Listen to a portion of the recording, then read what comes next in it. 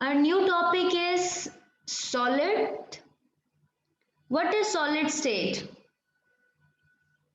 What is solid state? Solid having a definite shape and a definite volume. As we know, liquid have a definite volume but do not have a definite shape, and solid do not have a definite shape and volume. But instead of this, solids having a definite shape and definite volume. We cannot compress the solid, solids cannot be diffused, and solids having a one type of motion, that is vibrational motion. The molecules of the solid state having only one motion, that is vibrational motion. No rotational motion, no circular motion, no linear motion, only just vibrational motion. All the molecules, all the atoms in a solid vibrate at a fixed main position. If the molecules are present in this position, then they vibrate only at this position, to and fro, only the same position. एक specific position पे ही molecules move करेंगे. Typical properties of solids. What is the melting point of solid? The temperature at which a solid start melting and coexist in dynamic equilibrium with the liquid state is called melting point. As we know, the solid particles having a vibrational motion, they vibrate. When they vibrate, their kinetic energy will increase. If I am providing temperature or heat to the solid particles, then their kinetic energy, their vibrational energy will be increased, will be higher. If the kinetic energy of these solid molecules, solid particle will increase, they will start to change their state. They will start to be converted into liquid state. So the temperature at which solid starts melting and coexist in dynamic equilibrium with the liquid state is called melting point. The point, exactly the point where solid starts to be converted into liquid, that point is the melting point. And dynamic equilibrium must be developed between them. What is the dynamic equilibrium? We have discussed this dynamic equilibrium in vapor pressure. So dynamic means that something that is in a motion, and equilibrium that something is balanced. So when the molecules are in a motion, the solids molecules are in motion, the liquid molecules are in motion, but both of them are in equilibrium with each other. Both of them are equal. Solid particles and liquid particles are in dynamic equilibrium with each other. Solids start melting due to heat and converted into liquid. Both of the states come into a relation, come into a balance, come into a equilibrium with each other. That point is basically the melting point of the solids. Let's discuss the next property, that is rigidity. What is rigidity? See, the particles of solid are not mobile. As we know, they having a very tight bonding. They are pent together. They have fixed positions. Therefore, solids are rigid in their structure. So, solids are very rigid as compared to liquids and the gases. They, because their molecules do not move. Their molecules having no mobility. They are not free. They have fixed position. Solid के particles अपनी fixed position पर मौजूद हैं, जिसकी वजह से उनका structure बहुत ही रिजिड होता है. लिक्विड फ्लो करता है, मोबाइल होता है, gases are very mobile, very free to move, तो उनके स्ट्रक्चर्स रिजिड नहीं होते. But solids are, molecules of solids are tightly packed, they stay at the same position, they stay at the fixed position. That's why they are very rigid in structure. Next is density. When we were discussing the density of liquid, then we have also discussed the density of the solids, that they having a higher density than gases and liquids because of the higher volume and the mass. Let's see. The density of aluminium is 2.70 gram per centimeter cube, and we know the density of liquid water is approximately 0.9. So the solids having a higher densities 2.70, iron having a 7.896 gram per centimeter cube, gold is 19.3 gram per centimeter cube. So you can see here solids having a very higher densities as compared to the liquids and the gases. Clear?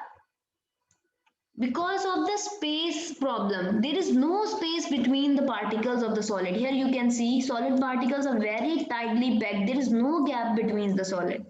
So there is no gap, then the volume is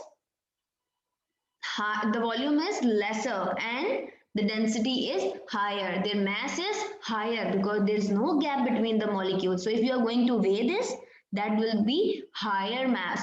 Higher mass, then higher density, because density is directly proportional to mass. If the mass is higher, density will higher.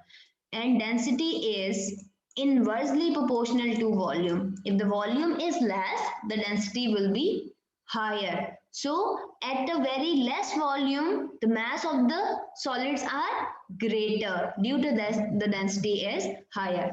आप एक छोटा सा box ले लें और उस box में अगर वो completely solid से फिल्ड है, आप सैंड डाल दें, सैंड के पार्टिकल्स में इतना ज्यादा गैप नहीं होगा, वो टाइटली पैक्ड होंगे, एक दूसरे से करीब करीब होंगे. सो उसका उस स्पेसिफिक वॉल्यूम में अगर आप मास करेंगे तो वो ज्यादा आएगा एज कंपेयर टू कि आप उस उतने से बॉक्स में लिक्विड डाल दें. लिक्विड के मॉलिक्यूल्स में गैप है तो उसकी वजह से मास कम आएगा, और उसी सेम बॉक्स में आप गैस को फिल कर दें और फिर वेट करें तो आप देखेंगे गैसेस से अगर बॉक्स फिल है तो उसका वेट और कम आएगा, उसका मास और कम आएगा, दैट मीन्स उसकी डेंसिटी और कम है. तो आप एक स्पेसिफिक वॉल्यूम लेकर अगर तीनों स्टेट्स को एंटर करें और फिर उसको वेट मेजर करें तो आपको पता चल जाएगा कि सॉलिड का मास ज्यादा होता है. That's why solids having a more density as compare to the liquids and the gases. Solids की टू टाइप्स होती हैं. There are two types of solids, amorphous solids and crystalline solids. Amorphous solids are shapeless. They do not have any specific shape. जैसे powder होता है, powder की कोई specific shape नहीं होती. In the same way, amorphous solids are shapeless. They do not have a specific shape. जैसे कि plastic को आप जैसे चाहे बेंड कर लेते हैं, उनकी कोई स्पेसिफिक स्ट्रक्चर नहीं होता. अगर आप उसे मेल्ट करते हैं तब भी उसका कोई स्पेसिफिक स्ट्रक्चर नहीं रहता. सो plastic, rubber and glass, they do not have a specific shape. So amorphous solids जितने भी होते हैं उनकी shape specific नहीं होती. Due to that they have a less melting and a boiling point. They do not have sharp melting and a boiling point. They do not have sharp melting and a boiling point. Like plastic, rubber, glass, they all are amorphous solids. They do not have a sharp melting point. थोड़े से temperature पर भी अपना structure change कर लेते हैं. Rubber को अगर आप थोड़ी सी भी हीट प्रोवाइड करते हैं तो वो अपना स्ट्रक्चर चेंज कर लेते हैं, तो कोई शार्प मेल्टिंग पॉइंट नहीं है. These are the amorphous solids. Next is crystalline solids. Crystalline solids having a proper 3-dimensional shape. 3-dimensional pattern होता है. जैसे कि आपका शुगर का क्यूब होता है, उसका एक प्रॉपर क्रिस्टलाइन स्ट्रक्चर होता है. सॉल्ट होता है, उसका एक प्रॉपर क्रिस्टलाइन स्ट्रक्चर होता है. अगर आप सॉल्ट को पाउडर में कन्वर्ट कर देना तो उस पाउडर को अगर आप माइक्रोस्कोप में देखेंगे तो उसका भी एक प्रॉपर क्रिस्टल होगा. तो अगर आप क्रिस्टलाइन सॉलिड्स को बिल्कुल पाउडर बना दें तब भी उनके क्रिस्टल अपनी प्रॉपर शेप मेंटेन करते हैं. उनके स्पेसिफिक एंगल्स होते हैं, उनके स्पेसिफिक एजेस होते हैं. So that's why crystalline solids having a sharp melting point. The high and a sharp melting point the crystalline solids have. Example, diamond एक solid crystal है. Sodium chloride, नमक, the common salt, the rock salt that you use in your daily routine. Next is allotropy.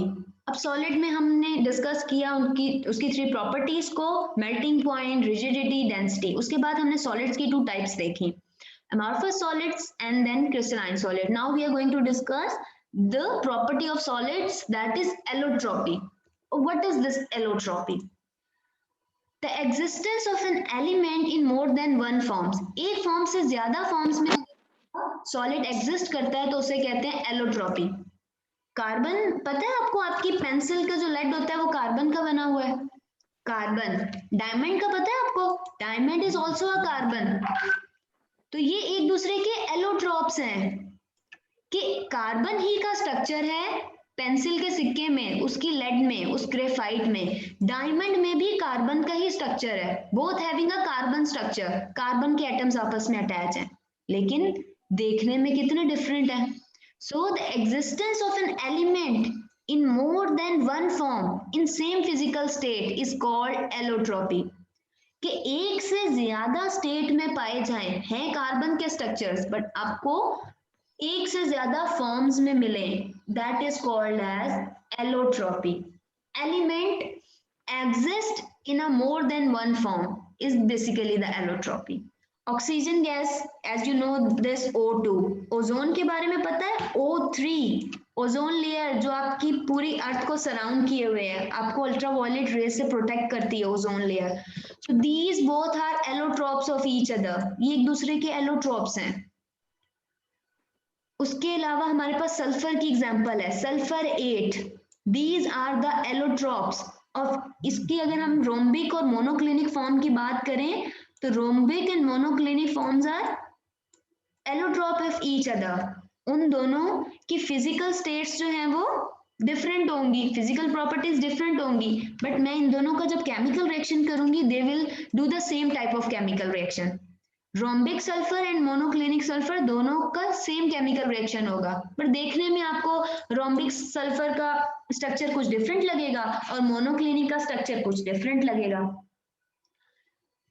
इन दोनों state को एक दूसरे में convert करने के लिए एक स्पेसिफिक टेम्परेचर होता है, that temperature is called as transition temperature. For example rhombic sulphur और मोनोक्लिनिक सल्फर को एक दूसरे में चेंज करने के लिए जो ट्रांजिशन टेम्परेचर होता है दैट इज 96 डिग्री सेल्सियस। ये वो टेम्परेचर है कि आप 96 डिग्री सेल्सियस से टेम्परेचर कम कर देंगे तो रोम्बिक सल्फर बन जाएगी, 96 डिग्री सेल्सियस से टेम्परेचर इंक्रीज कर देंगे तो मोनोक्लिनिक सल्फर बन जाएगी। यानी कि एक ही सल्फर का मॉलिक्यूल्स S8 वो दो तरह की स्टेट्स रख रहा है, रोम्बिक भी है और मोनोक्लिनिक भी है, उनका क्रिस्टलाइन स्ट्रक्चर चेंज होता है, कोई ऑक्टाहेड्रल होता है, कोई टेट्राहेड्रल होता है, कोई क्यूबिक होता है, यानी कि एक सल्फर 8 का मॉलिक्यूल डिफरेंट फॉर्म्स में एग्जिस्ट कर सकता है। तो these different forms are allotropes. Next see here,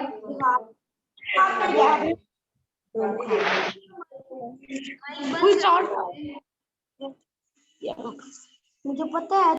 Ali, mute your mic. Okay. Next example is phosphorus. Phosphorus having a transition temperature of 250 centigrade. अब ये वो टेम्परेचर है, ये वो ट्रांजिशन टेम्परेचर है जिस पर ये फॉस्फोरस दो स्टेट्स में पाई जाती है। अगर टेम्परेचर इससे बिलो कर दूं, कम कर दूं तो सल्फर व्हाइट बन जाएगी, आपको सल्फर का कलर व्हाइट नजर आएगा। अगर 250 डिग्री से मैं टेम्परेचर इंक्रीज कर दूं तो सल्फर आपको रेड कलर की नजर आएगी। तो यानी कि फिजिकल स्टेट चेंज हो गई, एक फॉस्फोरस नॉट सल्फर, एक फॉस्फोरस रेड कलर की हो गई और एक फॉस्फोरस व्हाइट कलर की हो गई। फिजिकल चेंज हो गया, फिजिकल स्टेट्स कलर चेंज हो गया, but if I am going to do the chemical reaction of this phosphorus तो केमिकल रिएक्शन सेम आएगा, ये सेम नेचर की केमिकल रिएक्शंस परफॉर्म करेंगे। नेक्स्ट एग्जांपल भी अभी मैं आपको इनके स्ट्रक्चर्स भी शो करती हूँ। Next example is tin, Sn is a symbol of tin, Sn is a symbol of tin। अब tin 13.2 डिग्री सेल्सियस ये ट्रांजिशन टेम्परेचर है, अगर इससे टेम्परेचर कम हो गया तो टिन आपको ग्रे कलर की मिलेगी जिसका स्ट्रक्चर होगा क्यूबिक स्ट्रक्चर। अगर मैं 13.2 डिग्री सेल्सियस से टेम्परेचर इंक्रीज कर दूं then you will get the tin that having a color white and the structure is tetragonal। So these two are allotrope of each other। The existence of element in more than one form, एक form से ज्यादा forms में अगर एक element पाया जाए तो उसे कहते हैं कि वो उसकी एलोट्रोपिक फॉर्म है। Those are allotropes of each other. यहाँ आपको कुछ प्रॉपर्टीज बताई हुई हैं। White sulphur is very reactive, poisonous, waxy solid, it exists as tetraatomic molecule, while red phosphorus is less reactive, non-poisonous and a brittle powder। Let's see some pictures of these allotropic forms।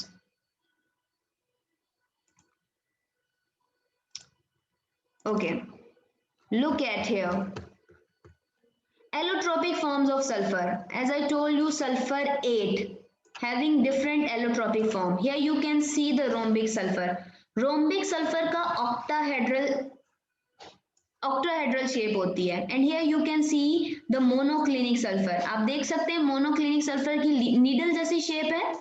So एक ही फॉर्मूले का compound है S8, एक ही molecule है S8, लेकिन temperature change करने से shapes change हो गई, तो फिजिकल स्टेट्स चेंज हो गई. ये फिजिकली देखने में चेंज है और ये फिजिकली देखने में चेंज है. Next see, next is carbon allotropic forms. Carbon जो आपकी पेंसिल में जो ग्रेफाइट होता है, दिस इज ग्रेफाइट, उसका स्ट्रक्चर ये है. जो डायमंड है उसके कार्बन का स्ट्रक्चर देखिए चेंज है, कार्बन की अरेंजमेंट चेंज है. Fullerene is another allotropic form of carbon. इसमें देखिए एक फुटबॉल की तरह सारी कार्बन एक दूसरे से अटैच है. So these 3 are allotropic forms of carbon. Temperature change करने से आपको ये डिफरेंट एलोट्रोपिक फॉर्म्स मिल जाती हैं कार्बन की. Next, allotropes of tin. आप यहाँ देख सकते हैं टिन की 2 एलोट्रोपिक फॉर्म. ये व्हाइट जो टिन है उसका स्ट्रक्चर देखें, क्यूब है और उस क्यूब के कॉर्नर्स पे आपके जो है वो टिन लगा हुआ है और एक मिड में है. ये ग्रे कलर की टिन का structure, look at the structure of grey tin. उसका क्यूब का स्ट्रक्चर डिफरेंट है. Both having a different structure, different arrangement of atoms, जो कि टेम्परेचर 13.2 डिग्री सेल्सियस का टेम्परेचर कम या ज्यादा करने से चेंज हुआ है. नेक्स्ट देखिए, एलोट्रोप्स ऑफ फॉस्फोरस. ये आप देख सकते हैं कि अगर मैं टेम्परेचर चेंज करूं, टेम्परेचर 250 डिग्री सेल्सियस से अगर बिलो कर दूंगी, कम कर दूंगी, तो ये वाले स्ट्रक्चर का phosphorus, this structure phosphorus you will gate, जो कि व्हाइट कलर का होगा. If I change this temperature, increase this temperature, तो आपको ये रेड कलर का फॉस्फोरस मिलेगा, जिसका स्ट्रक्चर कुछ ऐसा होगा, जिसमें ये आपका जो P4 है, ये इसके 2 मॉलिक्यूल्स अटैच होंगे. P4 will attach with each other, तो आपको रेड कलर का फॉस्फोरस मिलेगा. इट्स वेरी इंटरेस्टिंग कि आप एक ही एटम, एलिमेंट या मॉलिक्यूल के डिफरेंट एलोट्रोपिक फॉर्म्स को अटेन कर सकते हैं by changing the temperature, and temperature is basically the transition temperature that change the structure, that change the shape